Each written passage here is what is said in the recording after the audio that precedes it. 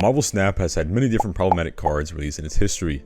Some have completely broken the game, some were hated to extreme levels, and some have made people just quit the game. Some cards would even fit under all three of these categories that I just mentioned. There is perhaps no better card to fit all three of these categories than Blob. What made Blob one of the most problematic cards in Marvel Snap history? What other issues surrounding the card made it so hated? We'll cover all of that today on the history of Blob.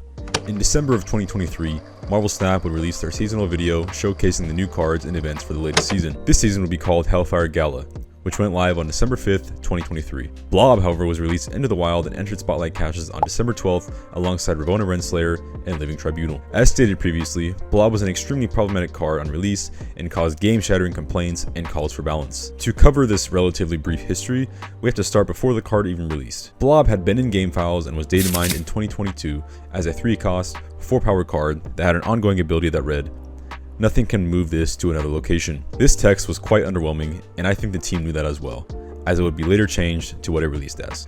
Blob released as a 6-cost, 4-power card with both an on-reveal ability and ongoing ability, much like Electro. The text read, "On reveal, merge your deck into this and gain this total power." The ongoing text read, "Can't be moved." On the surface, the text doesn't seem entirely problematic, and the card had visible downsides, as after you ate the deck, you wouldn't be able to draw any more cards.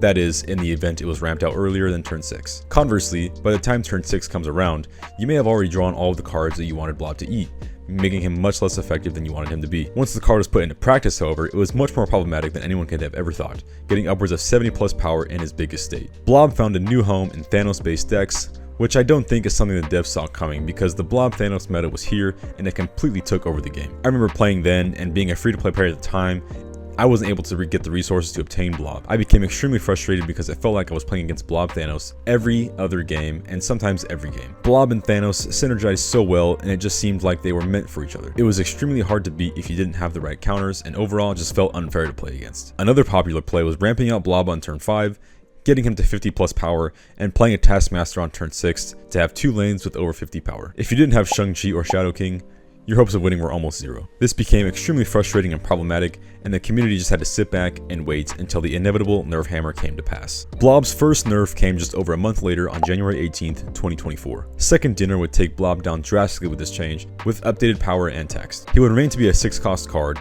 but was reduced down to having 0 power and new text that read, "On reveal, merge cards from your deck into this until it gains 15 or more power."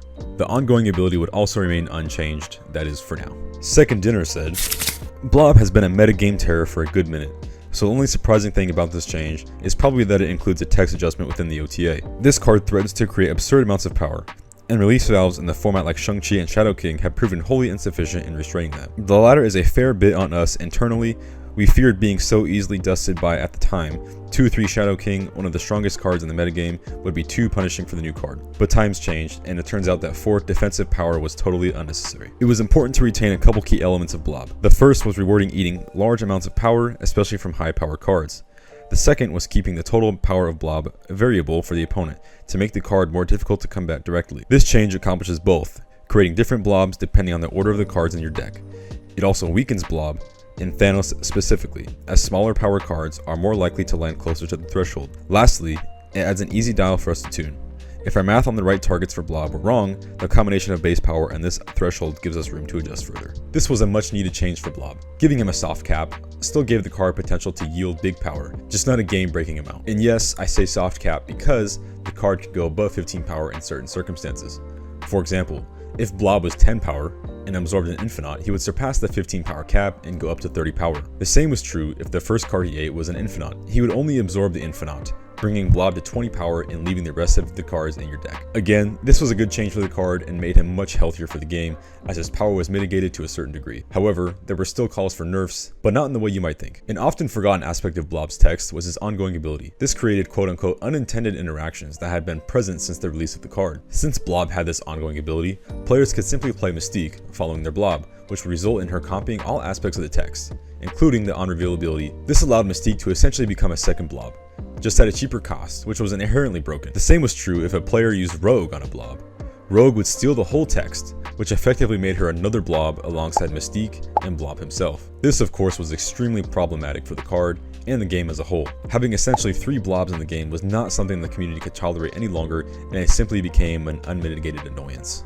Exactly 6 months from its last balance, Blob received another change which would aim to fix the previously mentioned ongoing problem. When it comes to numbers, Blob would stay exactly the same. The only thing that changed in this balance was the removal of the ongoing ability, which fixed the interactions with Mystique and Rogue that were extremely popular in Blob Airship decks. Alongside the change, the team said, while Blob not moving hasn't been a large part of his strength, having an ongoing ability has been. Unlike other decks, Airship lists have enough cards to fuel 2 Blobs, and we've seen Mystique take full advantage of this by copying Blob's text as an ongoing card. We've been looking to simplify this card since this last change, so this seemed like the perfect time to do so. There isn't much else to say on this, however Blob was still somewhat of a problem when it came to its power potential, and its presence in the meta was still felt to a relatively large degree. In response to this large meta presence, Blob would receive yet another nerf just 2 weeks later. This nerf saw Blob receive a text update that read, on reveal, merge cards from your deck into this until it gains 13 or more power. This was a relatively small change, mitigating the potential power output and giving him a smaller, soft cap. It's a tough card to balance because you still want Blob to do what he was originally intended to do, that is, be a good power option on turn 6, but you also don't want him to be completely oppressive to where he's in every deck as a powerful turn 6 catch-all. With this nerf, the team said, one of the winningest cards in Airship decks has continued to be Blob. The specifics of that gameplay aren't very satisfying because Blob tends to wind up fairly close to a 6-17 or better without a drawback in these decks.